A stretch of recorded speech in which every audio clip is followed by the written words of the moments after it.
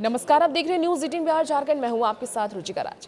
क्या दुनिया एक बड़े व्यापार युद्ध की ओर बढ़ रही है? वेनेजुएला में मिली सैन्य सफलता के बाद अमेरिकी राष्ट्रपति डोनाल्ड ट्रंप अब अपने पुराने एजेंडे यानी कि ग्रीनलैंड मिशन पर वापस आ गए हैं। लेकिन इस बार मामला सिर्फ जमीन का नहीं बल्कि स्वाभिमान और व्यापार का भी बन गया है।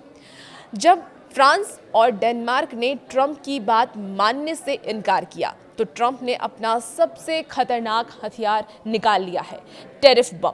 फ्रांस की मशहूर शैंपेन और वाइन पर अब 200% आयात शुल्क लगाने की धमकी दी गई है। आज की वीडियो में हम जानेंगे आखिर ट्रंप इतने बौखलाए हुए क्यों हैं और क्या यूरोप अब अमेरिका के सामने घुटने टेक देगा। कहानी शुरू होती है ग्रीनलैंड से। देखिए, ट्रंप लंबे समय से ग्रीनलैंड को खरीदने या उस पर अमेरिकी नियंत्रण की जिद पर अड़े हैं। उन्हें ये लगता है कि आर्कटिक क्षेत्र में रूस और चीन को रोकने के लिए ग्रीनलैंड का अमेरिकी कंट्रोल होना जरूरी है। लेकिन डेनमार्क ने साफ कह दिया है कि ग्रीनलैंड बिकाऊ नहीं है। इतना ही नहीं, डेनमार्क ने अपने संप्रभुता की रक्षा के लिए वहां अतिरिक्त सैनिक और आर्कटिक एंड्योरेंस अभ्यास के तहत लड़ाकू दस्ते तैनात कर दिए हैं। ट्रंप को डेनमार्क का ये सैन्य जवाब बिल्कुल पसंद नहीं आया है और उन्होंने इसे अमेरिका का अपमान भी मान लिया है। देखिए, डेनमार्क को फ्रांस और जर्मनी जैसे यूरोपीय देशों का खुला समर्थन भी मिला है। जब राष्ट्रपति इमैनुअल मैक्रोन ने ट्रंप के ग्रीनलैंड प्लान को अवास्तविक बताया तो ट्रंप का गुस्सा फूट पड़ा।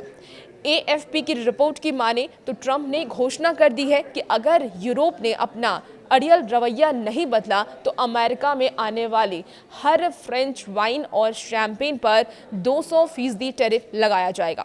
इसका ये सीधा मतलब है कि अगर फ्रांस की एक वाइन की बोतल अमेरिका में $100 में मिलती है तो अब उसकी कीमत $300 हो जाएगी।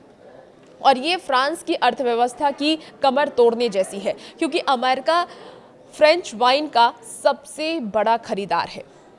तो क्या यूरोप चुप बैठेगा? बिल्कुल नहीं। देखिए, यूरोपीय संघ यानी कि EU ने अपने ट्रेड वाजुका को सक्रिय करने की चेतावनी दी है। जवाबी टैरिफ की अगर हम बात कर लें तो यूरोप ने प्लान बनाया है कि वो अमेरिका से आने वाले 93 बिलियन यूरो के सामानों पर टैक्स बढ़ा देंगे। अब इससे सैन्य एकजुटता पर असर पड़ेगा, यानी कि फ्रांस और जर्मनी ने अपने सैनिक डेनमार्क की मदद के लिए ग्रीनलैंड के पास तैनात किए गए हैं। राजनयिक दबाव भी इससे बढ़ते दिख रहा है। नाटो के भीतर दरार साफ दिख रही है। यूरोपीय देश अब इसे साझेदारी नहीं बल्कि जबरन वसूली कह रहे हैं। ट्रंप का ये अमेरिका फर्स्ट का तरीका अब उनके सबसे पुराने सहयोगियों को भी दुश्मन बना रहा है। अगर 1 फरवरी 2026 तक कोई समझौता नहीं हुआ तो दुनिया एक ऐसे व्यापारिक और सैन्य तनाव में फंस जाएगी जिससे निकलना मुश्किल होगा। क्या ग्रीनलैंड की जिद नाटो गठबंधन को खत्म कर देगी? क्या यूरोप को झुकना पड़ेगा? ये देखना बेहद दिलचस्प होगा। और वैसे ही वीडियोस के लिए बने रहिए न्यूज़ 18 के साथ।